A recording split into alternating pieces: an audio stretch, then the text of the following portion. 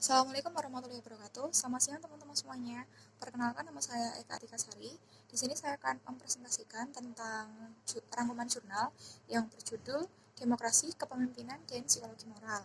Seperti yang kita ketahui, Indonesia merupakan negara kesatuan yang berbentuk republik dengan sistem pemerintahan demokratis yang ditandai dengan pemilihan presiden dan wakil presiden, anggota legislatif, DPD atau Dewan Perwakilan Daerah, serta kepala daerah yang dilakukan secara langsung. Nah, dalam melaksanakan pemilihan umum ini, pemerintah Indonesia membentuk sebuah lembaga yang disebut dengan Komisi Pemilihan Umum atau KPU untuk menyelenggarakan pemilu berdasarkan Undang-Undang Nomor 22 Tahun 2007. Nah, selain dari pemilu, perwujudan dari demokrasi di Indonesia juga ditandai dengan munculnya berbagai organisasi masyarakat serta partai politik baru yang memiliki fungsi sebagai pembela kepentingan masyarakat maupun pembela kepentingan dari golongan tertentu. Nah, meskipun memiliki organisasi masyarakat serta partai politik yang mungkin akan mendengarkan aspirasi rakyat, kehadiran seorang pemimpin yang demokratis, yang mampu mendengar masyarakat, itu ternyata masih menjadi sebuah keharusan di Indonesia. Menurut salah seorang psikolog ternama Kurt Lewin, kepemimpinan demokratis itu memiliki perbedaan yang signifikan dengan kepemimpinan otoriter, terutama dalam aspek pengambilan keputusan dan kebijakan, terus proses penetapan keputusan dan kebijakan, lalu kebebasan untuk masuk ke dalam bagian apapun sesuai dengan kapasitas anggota masyarakat ini, serta proses penetapan keputusan di mana semua pihak itu dapat menyampaikan aspirasinya. Pemimpin politik itu memiliki fungsi untuk mengambil sebuah keputusan terbaik yang nantinya akan berimplikasi pada semua rakyat-rakyatnya di suatu negara. Intinya, keputusan si pemimpin itu akan menentukan baik buruk, benar salah, dan itu sudah menjadi sebuah aspek yang fundamental. Dan keputusan ini disebut juga sebagai keputusan moral. Nah, nilai moral itu akan berfungsi bagi individu sebagai panduan dalam membuat keputusan moral. Selain nilai, salah satu kajian psikologi moral yang berkontribusi untuk menentukan keputusan ini adalah emosi moral. Dalam emosi moral, objek emosi yang dapat hadir dan berpengaruh adalah aktivitas individu yang mengandung kesalahan. Dua macam emosi moral itu adalah emosi malu dan emosi bersalah atau shame and guilt.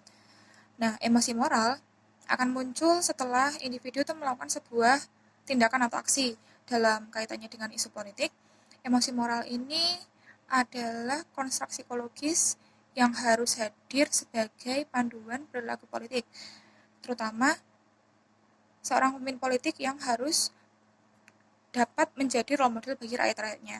Nah, bagaimana kajian psikologi moral dapat berkontribusi terhadap kondisi demokrasi di Indonesia? Nah, kajian mengenai psikologi terkait moral itu sebenarnya sangat erat kaitannya dengan individu dan kelompok.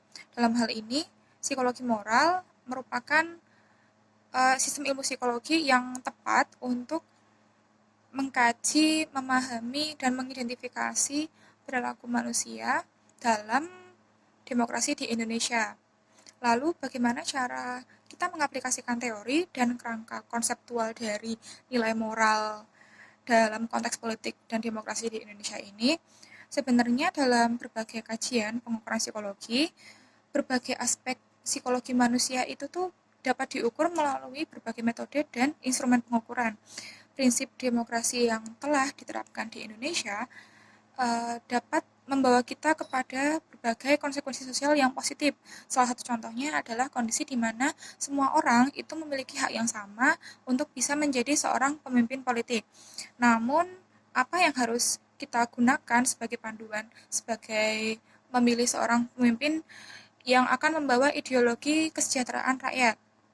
Apakah hal ini dapat diukur dengan melihat track record pekerjaan, prestasi, gelar akademik, serta kapasitas intelektual seseorang aja? Nah, sebenarnya 4 aspek ini itu justru tidak bisa menjadi jaminan ukuran integritas seseorang pemimpin politik. Ketika seorang individu menjadi seorang pemimpin politik, berbagai variabel baik sosial, ekonomi, bahkan variabel psikologi itu juga dapat hadir dan membayangi kita untuk mengambil keputusan politik. Oleh karena itu, nilai dan emosi moral itu akan menjadi dua variabel yang harus diperhitungkan dalam mengambil keputusan untuk memilih seorang pemimpin politik.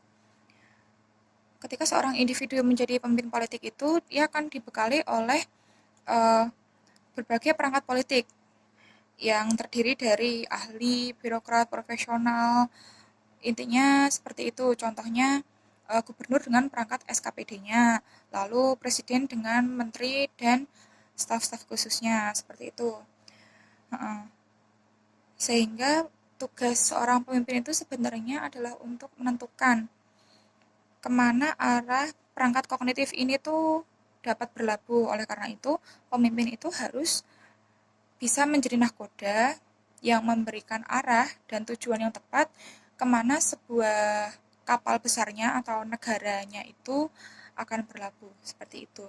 Sekian presentasi dari saya tentang demokrasi, kepemimpinan, dan psikologi moral. Kurang lebihnya mohon maaf. Wassalamualaikum warahmatullahi wabarakatuh.